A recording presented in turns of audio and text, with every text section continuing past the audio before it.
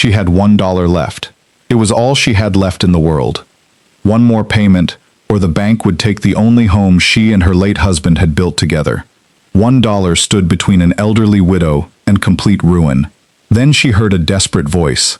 A young mother stood outside a pharmacy, holding her burning, feverish little girl in her arms, begging strangers for $6 that could mean the difference between recovery and a funeral. If Clara keeps her last dollar, she might still have a chance to save her home.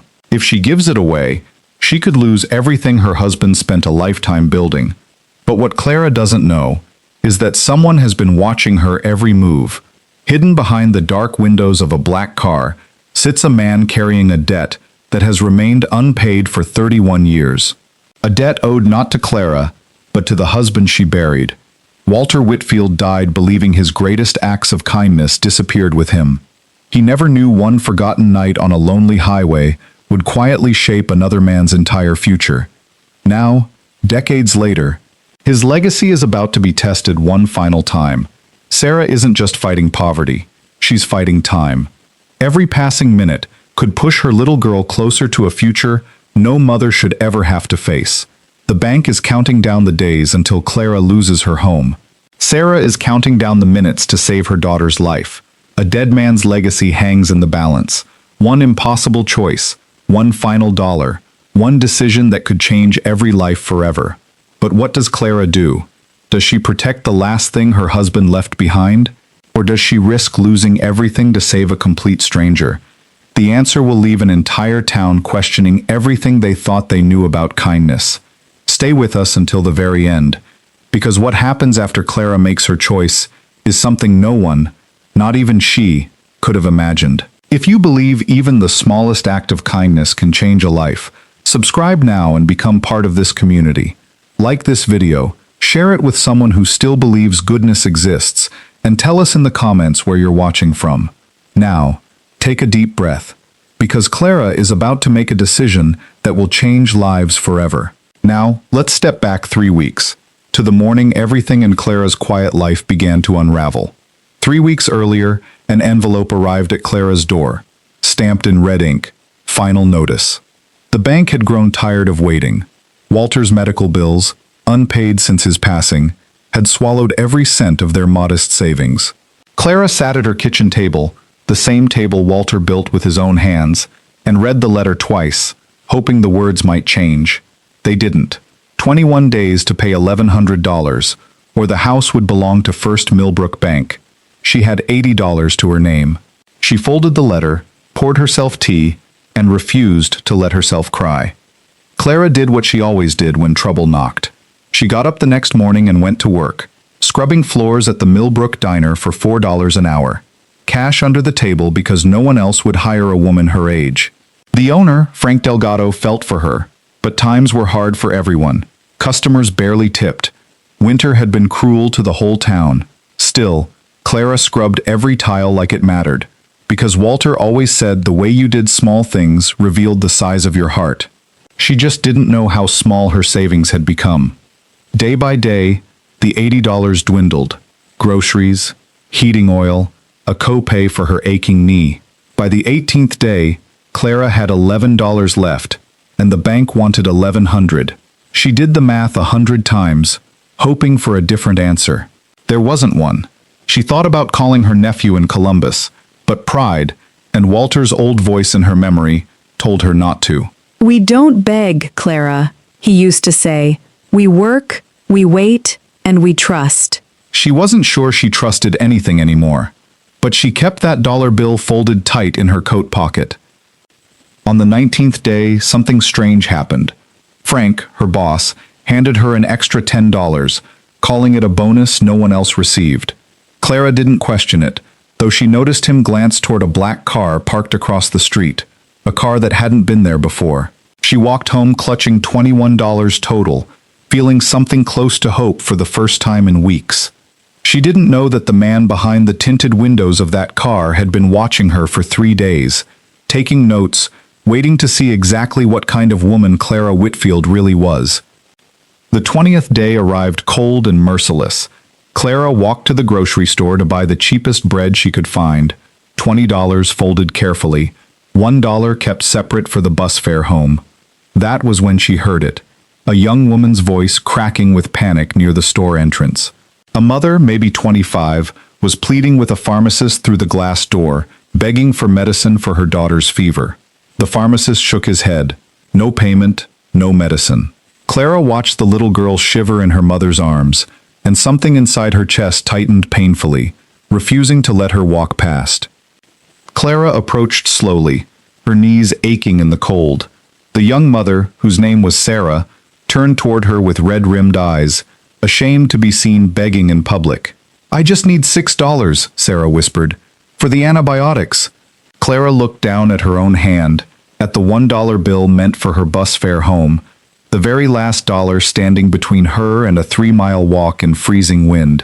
She looked at the child's flushed cheeks, her small trembling lips. Then Clara reached into her coat, pulled out every dollar she had left, and pressed it into Sarah's palm. "Take it," Clara said, her voice steady despite the storm inside her. "All of it." Sarah stared at the crumpled bills, stunned, insisting she couldn't accept them, that Clara clearly needed the money herself. But Clara only smiled, the same tired, warm smile Walter used to wear. "Somebody once did this for me when I had nothing," she said, though she never explained who. Sarah's eyes filled with tears as she rushed inside to buy the medicine. Clara turned and began her long walk home, $21 lighter, 3 miles from her door, and further from saving her house than ever before. Every step home hurt. The wind bit through Clara's thin coat, and her knees screamed with each block. She had 11 days left before the bank took her house, and now she had nothing, not even bus fare. Yet strangely, walking past the frozen storefronts of Main Street, Clara didn't feel the despair she expected. She felt lighter somehow, as if giving away her last dollar had lifted something heavier than money off her shoulders. She didn't notice the black car pulling slowly along the curb behind her, its driver watching her every step, phone pressed to his ear, speaking in hushed urgency. Inside that car sat a man named Thomas Reyes, 62 years old, dressed in a suit worth more than Clara's entire house. He'd sent his assistant, Sarah, into Millbrook that morning with instructions to test something, though Sarah herself didn't fully understand why. "She gave everything," Sarah said into the phone, voice trembling. "The woman had nothing, and she gave it all anyway." Thomas Reyes went silent for a long moment. He asked one question that made his driver glance nervously in the mirror. What was her name? When Sarah answered Clara Whitfield, Thomas Reyes felt the ground shift beneath him. Now pause here for a moment, because something is happening beneath the surface of this story that Clara doesn't know yet, and neither do you, not fully. If you're the kind of person who believes small acts of kindness ripple further than we ever imagine, drop a comment below and tell us where in the world you're watching this from tonight. Stories like Clara's travel across oceans, and we want to know who's listening. Now stay with us, because the name Whitfield is about to unlock a secret buried for over 30 years, one that will change 2 lives forever. 31 years earlier, a young mechanic named Walter Whitfield had pulled a stranger from a burning car wreck on Route 9, just outside Millbrook. The stranger was a 22-year-old drifter with no family, no money, and no name anyone recognized. Walter never told anyone the full story, not even Clara, believing it wasn't his to boast about. He drove the young man to the hospital himself, paid for his first week's recovery out of his own pocket, and never asked for anything in return. The young man eventually left town, vanishing into a new life. That drifter's name was Thomas Reyes. Thomas never forgot. He built a career in real estate investment, clawing his way from nothing into considerable wealth, but he never forgot the mechanic who saved his life and asked for nothing back. For 15 years, Thomas had quietly searched for Walter Whitfield, hoping to repay a debt he could never truly repay. He finally found Millbrook records showing Walter had passed away, leaving behind a widow named Clara. Thomas had sent Sarah into town not merely to observe kindness in the abstract, but specifically to watch Clara Whitfield, to see if Walter's spirit still lived inside the woman he loved.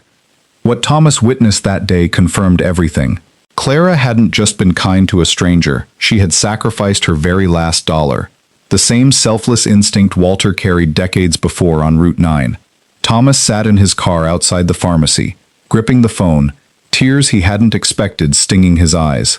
He thought of Walter's rough, steady hands pulling him from twisted metal, asking for nothing, not even a thank you. Now here was Walter's widow, drowning in debt, giving away everything she had to a stranger's sick child. Thomas made a decision in that moment that would upend Clara's life. Meanwhile, Clara reached her front porch, exhausted, cold, and 11 days from losing everything.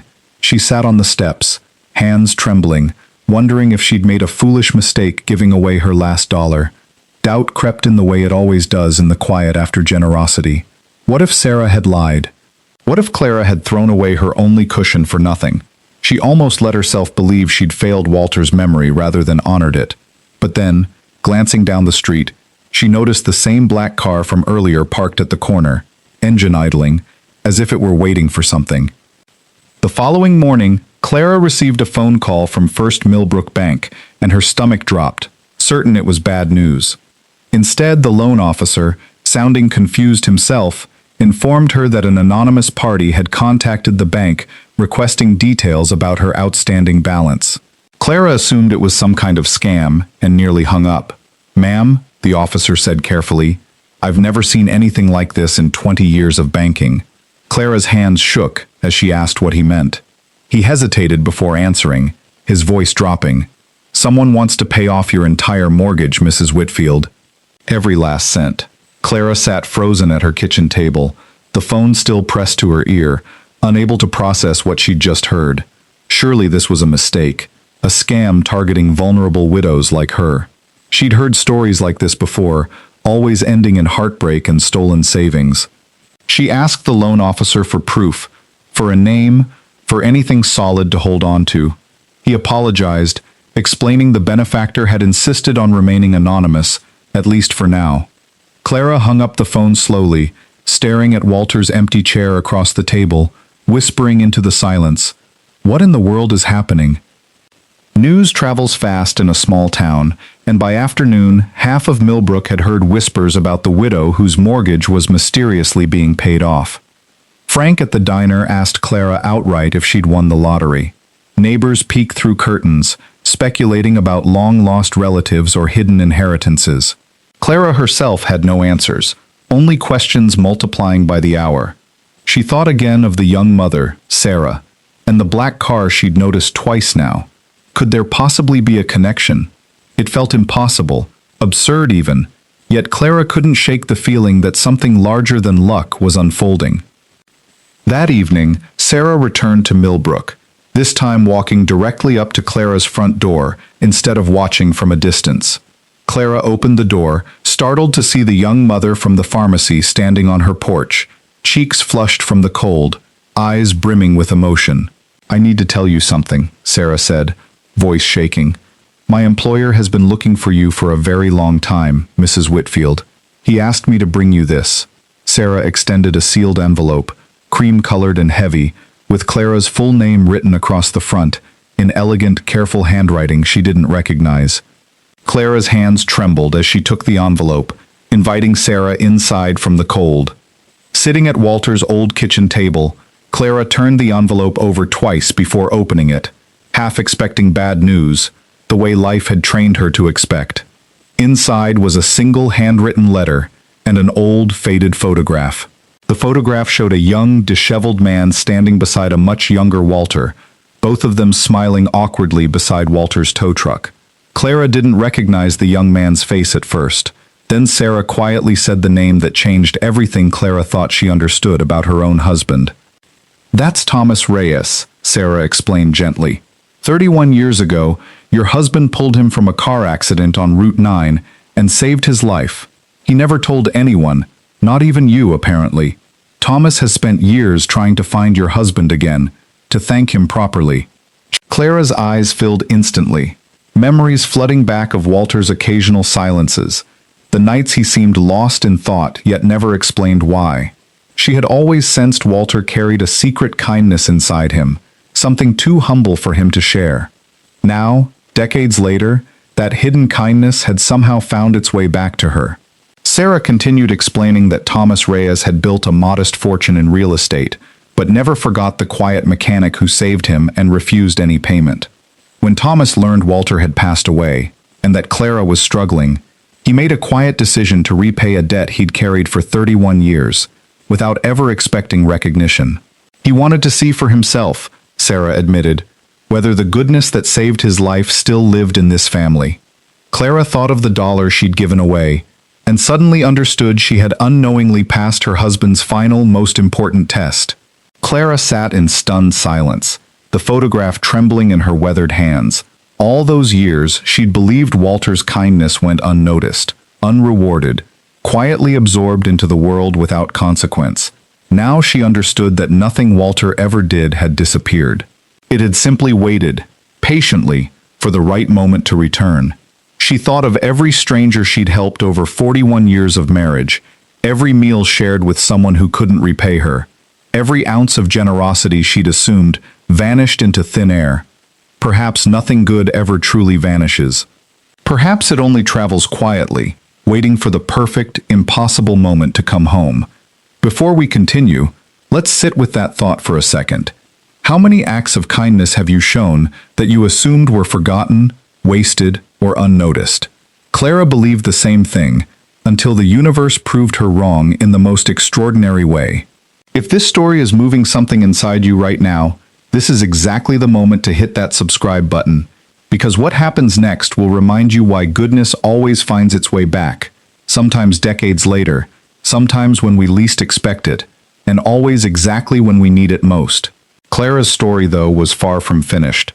The next morning, a knock came at Clara's door, firmer this time. Standing on her porch was Thomas Reyes himself, older than the photograph, silver-haired, dressed simply despite his obvious wealth. He removed his hat respectfully, introducing himself with a voice thick with emotion. "Mrs. Whitfield," he said, "your husband saved my life on a night I nearly gave up on everything." Clara stood speechless in her doorway, staring at the living proof of Walter's hidden kindness. Thomas continued, explaining he hadn't come merely to pay off her mortgage, but to ask something far more personal, something that surprised even Sarah. Thomas asked if he could simply sit with Clara for an hour, to hear stories about the man who'd saved him, a man he'd spent 31 years wishing he could properly thank. Clara invited him inside, and for the next hour, over lukewarm tea, she told Thomas everything: Walter's dry humor, his stubborn honesty, his habit of fixing neighbors' cars for free when they couldn't pay. Thomas listened intently, sometimes laughing, sometimes wiping his eyes, grieving a man he'd only known for one desperate night decades ago, yet who had shaped the entire course of his life afterward. As their conversation deepened, Thomas revealed something Clara hadn't expected. He hadn't merely paid off her mortgage out of gratitude alone, he'd also been quietly investing in Millbrook itself for the past 2 years, restoring the old textile mill downtown, creating dozens of new jobs for struggling families just like hers. "Your husband taught me that kindness isn't a transaction," Thomas said. "It's supposed to multiply." Clara realized then that Walter's single act of kindness, one night on Route 9, had rippled outward for 3 decades, eventually reshaping an entire town neither of them could have imagined. Word of Thomas Reyes's visit spread through Millbrook by nightfall, and suddenly Clara found herself at the center of a story bigger than she ever anticipated. Reporters from a regional news outlet called, asking to feature her generosity toward Sarah, the sick child, and the astonishing coincidence that followed. Clara hesitated, uncomfortable with attention, insisting she'd only done what Walter would have done. But something shifted inside the town that week. Neighbors who hadn't spoken in years began checking on each other. Small acts of kindness, once rare in Millbrook's harsh winters, began appearing everywhere, as if Clara had lit something contagious. Frank at the diner started a jar labeled "Pay It Forward," inspired directly by Clara's story, and within days, customers were leaving extra dollars for strangers they'd never meet. The pharmacist who'd once turned Sarah away quietly began a program offering free medicine to families in crisis, haunted by his own refusal that cold afternoon. Clara watched all of this unfold with quiet astonishment, never imagining that giving away $1 could ignite an entire town's conscience. She thought of Walter constantly during those weeks, wondering if somewhere, somehow, He could see exactly what his quiet kindness had finally become. But not everyone in Millbrook celebrated Clara's sudden fortune.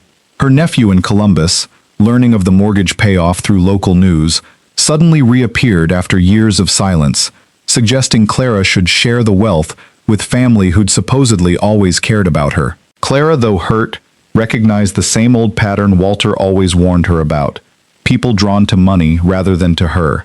She politely declined his requests, choosing instead to donate a portion of Thomas's continued generosity toward the town's struggling food pantry. It was a decision that would soon test her further, revealing exactly who truly stood beside her.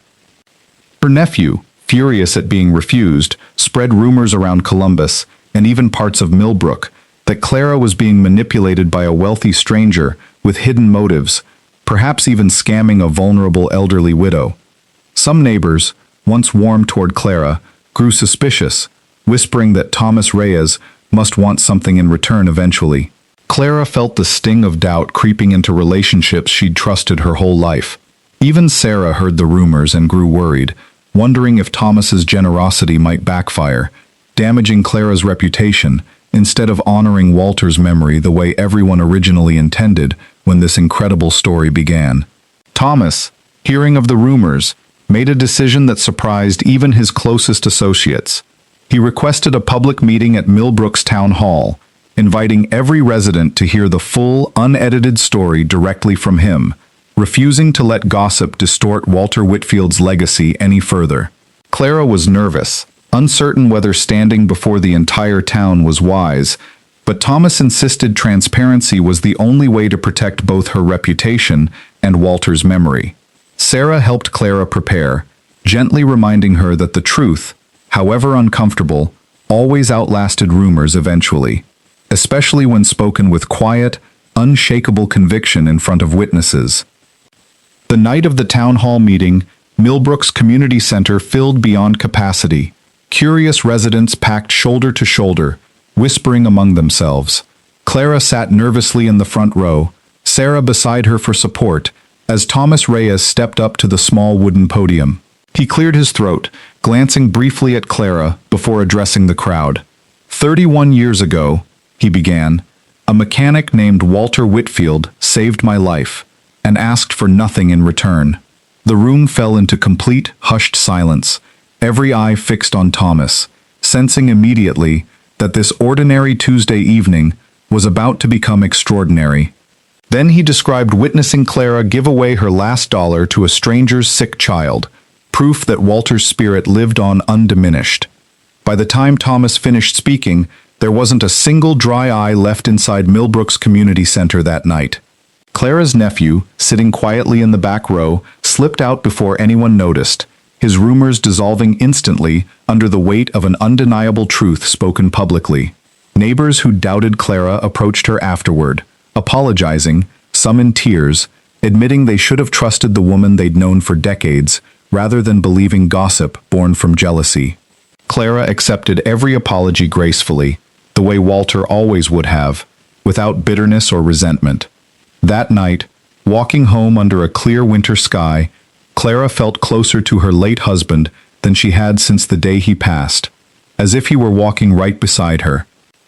Word of Millbrook's remarkable story eventually reached beyond Ohio, picked up by national outlets, fascinated by the widow whose single dollar sparked a chain of generosity spanning decades. Clara received letters from strangers across the country, sharing their own stories of overlooked kindness finally finding its way back home. She read every single letter, often crying quietly at her kitchen table, Walter's chair still positioned exactly where he'd always sat. She never imagined her quiet, ordinary life could inspire people she'd never meet, in towns she'd never visit, simply by choosing compassion over self-preservation during her darkest, most desperate hour.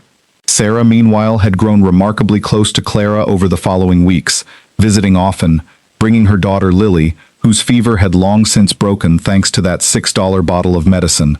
Clara adored the little girl, watching her play in Walter's old workshop, imagining what her own grandchildren might have looked like had life gone differently. Sarah confided that working for Thomas had changed her own perspective on struggle and dignity, watching firsthand how quickly circumstances could shift for anyone, regardless of how hard they worked. Their unlikely friendship became one of the story's quietest, most beautiful surprises. Then came the twist nobody, not even Thomas, had fully anticipated. Reviewing old records while researching Walter's life further, Thomas discovered something startling.